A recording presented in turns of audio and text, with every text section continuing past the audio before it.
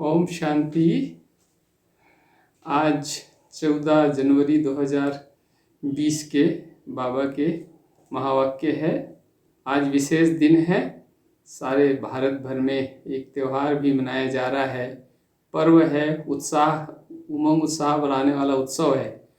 मकर संक्रांति का उत्सव चारों तरफ मनाया जा रहा है, जिसमें मध्य प्रदेश और उत्तर प्रदेश में इसको मकर संक्रांति के नाम से मनाया जाता है। वहीं पंजाब में इसको लोहड़ी के नाम से मनाया जाता है और बिहार में इसको खिचड़ी का त्यौहार कहते हैं और कुछ स्थानों पे महाराष्ट्र इत्यादि में से पोंगल के नाम से मनाया जाता है। इस त्यौहार में जैसे कि इसका नाम ही है मकर संक्रांति, तो सूर्य मकर राशि में प्रवेश करता है आज के दिन, इसीलिए इसको मकर संक्रांति कहा जाता है, जिसको बहुत शुभ माना जाता है। दूसरे रूप में यदि संक्रांति का अर्थ हम समझे तो जैसे अनेक प्रकार की क्रांति भारत में हुई, जैसे भारत को स्वतंत्र कराने के लिए, अंग्रेजों को भारत छोड़ने के लिए जो क्रांति हुई थी, उसी तरह से कृषि के क्षेत्र में उन्नति के लिए हरित क्रांति हुई, दूध के उत्पादन को बढ़ाने के लिए श्वेत क्रांति हुई। इस तरह से अनेक क्रांतियाँ हुई। उसी तरह से अभी भी कलयुग में जहाँ एक ओर चारों तरफ रिश्ते नातों में जो दुख अशांति है, जहाँ चारों तरफ व्यभिचार भ्रष्टाचार दुराचार है, जहाँ चारों तरफ नैतिक पतन होता जा रहा है मनुष्यों का, ऐसे में भी परमात्मा के निर्देश अनुसार संकल्पों की क्रांति की जरूरत है। इसीलिए संक्रांति जो शब्द का भी यदि संधि विच्छेद करें तो संक्रांति, तो संस्कारों की क्रांति, तो संस्कारों की क्रांति की अभी आवश्यकता है। संस्कारों के एक श्रेष्ठ आंदोलन की ज़रूरत है, जिससे कि हम इस पुरानी दुनिया से, जो दुख और अशांति की दुनिया है, जिससे हम सबको श्रेष्ठ दुनिया, नई जो राम राज्य की स्थापना कर सके, जो महात्मा गांधी का भी सपना था, तो ऐसे ही श्रेष्ठ दुनिया के स्थापना के लिए संस्कारों की नई क्रांति की ज़रूरत है। वही संक्रांति है। तो इसलिए संक्रांति का त्यौहार मनाने का भाव है, आध्यात्मिक रीति से हमें अपने संस्कारों को सुसंस्कृत बनाना है, श्रेष्ठ बनाना है, तभी हम वास्तव में सच्ची संक्रांति मनाएंगे। और फिर आज के दिन पतंग उड़ाई जाती है और तिल के लड्डू खाए जाते हैं, तो ये भी एक खुशी मनाने की यादगार है। तो इस तरह से हमें आध्यात्मिक रीति से मकर संक्रांति मनानी है, संस्कारों का परिवर्तन करना है। फिर आज की मुरली जो बाबा के महावाक्य है, उसमें विशेष बाबा ने कहा कि मीठे बच्चे, तुम्हें अभी ये पढ़ाई पढ़ाने आता है, मैं बाबा आता है, वह बुद्धि में सबको पढ़ानी है, खुद भी पढ़नी है और सबको पढ़ानी है, हर एक को बाप का और सृष्टि चक्र का परिचय देना है। तो फिर प्रश्न था आज बाबा का आज प्रश्न था, आत्मा सतयुग में भी पार्ट बजाती है, तो सतयुग में भी पार्ट बजाती है और कलयुग में भी, लेकिन अंतर क्या है? अंतर क्या है? तो बाबा ने आज अंतर बताया, क्योंकि वहाँ रावण नहीं है। फिर इसलिए सतयुग में जब पार्ट बजाती है तो वहाँ कोई पाप नहीं होता, क्योंकि वहाँ रावण नहीं है, हर कर्म श्रेष्ठ होता है।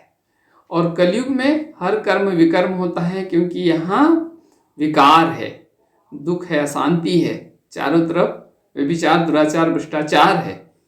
तो अभी तुमको संगम पर यह ज्ञान मिला हुआ है। बाबा ने आकर हमको ये श्रेष्ठ ज्ञान दिया है कि कैसे सतयुग में क्यों श्रेष्ठ कर्म होते हैं, क्योंकि वहाँ कर्म अकर्म गति में होते हैं और कलयुग में कर्म विकर्म गति में होते हैं। इसलिए जो भी कर्म हम करते हैं पर उससे विकर्म ही बनते हैं। फिर बाबा ने आज कहा, यह पढ़ाई तो तुम्हारी बुद्धि में रहनी चाहिए, सेकंड में बाप और चक्र सब याद आ जाए। मतलब पढ़ाई ऐसी हमें परफेक्ट होनी चाहिए, ऐसी स्मृति में होनी चाहिए कि एक सेकंड में भी ये सारे सृष्टि चक्र का बुद्धि में घूम जाए और सारा हमको पढ़ाई याद आ जाए बाबा की, ताकि माया की परिस्थितियों में भी हम ज्ञान की इस पढ़ाई से अपने जीवन में इसके ज्ञान रत्नों को उपयोग कर सके, धारण कर सके और जीवन को श्रेष्ठ बना सके इस कलियुगी दुनिया में भी। फिर आज बाबा ने कहा 84 के चक्कर में कैसे आते हो यह भी अच्छी रीति नोट करो। फिर इस पर विचार करना है कि किस तरह से हम आत्मा 84 के चक्कर में आती है। सतयुग, त्रेता, द्वापर, कलयुग में किस तरह से 84 जन्म हमारे इस आत्मा के होते हैं, किस तरह से 84 शरीर लेती और छोड़ती है, किस तरह से सतयुग में देवी देवताओं के रूप में कर्म गति में होता है। फिर त्रेता युग में राम सीता के राज्य में 12 जन्म होते हैं और वहाँ पे भी सुख शांति होती है। फिर किस तरह से द्वापर युग में आती है तो आत्मा जो आत्मिक भान भूल जाते हैं और किस तरह से फिर पूजा भक्ति प्रारंभ होती है। वो किस तरह से आत्मा में धीरे धीरे कमी आती जाती है और वो दुखी अशांत होने लगती है और फिर भक्ति करना शुरू करती है। फिर किस तरह से कलयुग में आ करके चारों तरफ कलह कलेश की दुनिया आ जाती है और आत्मा की जो शक्तियाँ हैं वो छिन्न हो जाती है। और किस तरह से फिर संगम युग आता है जब परमात्मा आता है इस कल्प के अंत में और हमें आदि मध्य अंत का, आत्मा की अमरता का, परमात्मा के और सृष्टि चक्र का ज्ञान देता है। तो इस तरह सत्य ज्ञान से फिर परमात्मा हमको पावन बनाता है। तो ये बाबा ने कहा ये चक्र तुम्हारी बुद्धि में घूमना चाहिए। फिर बाबा ने आज कहा यह तुम्हें अंदर में पक्का करना है कि शिव बाबा ही बाप, टीचर और सदगुरु तीनों है, जो फिर से सतो प्रधान बनाने के लिए बहुत अच्छी युक्ति बताते हैं। तो बाबा से हमारे तीनों संबंध तो विशेष है। बाप के रूप में पालना देते हैं, टीचर के रूप में हमें ये ज्ञान की श्रेष्ठ पढ़ाई पढ़ाते हैं जिससे हम मनुष्य देवता बन जाते हैं, राजयोग की श्रेष्ठ शिक्षा देते हैं जिससे हम सतयुग के राजा बन जाते हैं, और सतगुरु के रूप में हमारी सदगति करते हैं क्योंकि यहाँ विकारों में पढ़ करके और दुख शांति में हमारी दुर्गति हो गई है। तो परमात्मा सदगुरु आते हैं तो हमारी सदगति करते हैं। तो ये तीनों रूप से परमात्मा हमारी पालना कर रहे हैं और हमें श्रेष्ठ बना रहे हैं। तो इसलिए ये हमें बहुत अच्छी रीति से याद होने चाहिए और इसकी हमें अनुभूति होनी चाहिए। फिर बाबा ने कहा अब तुम्हें वापस अपने घर जाना है। हमें अपने परम धाम घर, आत्मा का जो निवास स्थान है, परमात्मा का जो निवास स्थान है, उस घर जाना है। इसीलिए देह सहित देह के सब धर्मों को छोड़ अपने को आत्मा समझना है, क्योंकि आत्मिक भान ही हमारा वास्तव में सत्य परिचय है। ये देह भान तो क्या है, देह और देह की दुनिया तो नाशवान है, तो ये हमारा सत्य परिचय नहीं है। जन्म जब लिया था तब नाम भी नहीं था, तो ये नाम भी यही मिला है। तो इसीलिए हमारा वास्तविक परिचय तो आत्मा है, मैं आत्मा हूँ। तो अपने को आत्मा अनुभूति में लाना है, बार बार अभ्यास करना है कि मैं देह नहीं आत्मा हूँ, मैं अमर आत्मा हूँ।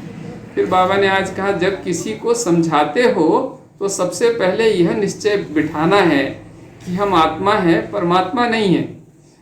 क्या है, संसार में कुछ ऐसी भी मठ मंडल पंथ चल पड़े हैं जो कहते हैं कि हम ही परमात्मा है, आत्मा सो परमात्मा कह दिया। तो बाबा ने आखिर साफ स्पष्ट किया कि आत्मा सो परमात्मा नहीं है, आत्मा अलग है, परमात्मा अलग है। आत्मा तो सर्वव्यापी है पर परमात्मा तो एक है, वो परम धाम का वासी है, वो कण कण में व्याप्त नहीं है। आत्मा तो सभी प्राणी मात्रों में है पर परमात्मा एक है, वो शिव निराकार है, वो परम धाम ब्रह्मलोक का रहने वाला है, वो सर्वव्यापी नहीं है। तो फिर बाबा ने आज कहा यह ड्रामा अनादि अविनाशी है। अगर कोई कहे कि आने जाने का यह पार्ट हमको पसंद नहीं है, कि ये जन्म मरण के चक्र में आना हमको पसंद नहीं है, पर इसमें तो कोई कुछ कर नहीं सकता क्योंकि ये ड्रामा की नूंद है, ड्रामा में बना बनाया रोल है। तो ये ड्रामा में तो परमात्मा कहता है मेरा भी रोल फिक्स है, मुझे भी उस रोल के अनुसार ही आना पड़ता है और कर्म इस ड्रामा में मुझे अपना रोल प्ले करना पड़ता है। तो मोक्ष किसी को फिर मिलता नहीं है, ऐसे कोई बीच ड्रामा में छोड़ के जाना चाहे तो ऐसे नहीं होता है। उसको कलयुग के अंत में ही परमात्मा जब आता है तब ही फिर उसकी गति सदगति होती है आत्मा की। फिर बाबा ने कहा सार के रूप में हम सब आत्मा रूप में भाई भाई है, यह पक्का करना है, यह निश्चय पक्का करना है।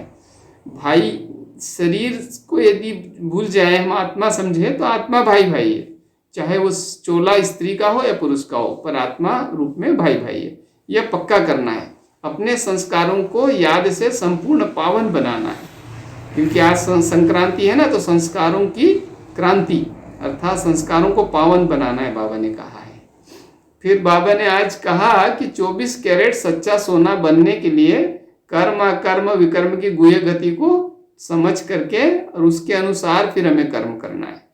समय के अनुसार, जैसे सतयुग में कर्म अकर्म होता है, त्रेता में कर्म रजोगति में होता है, और फिर कलयुग में तो कर्म विकर्म गति में होता है।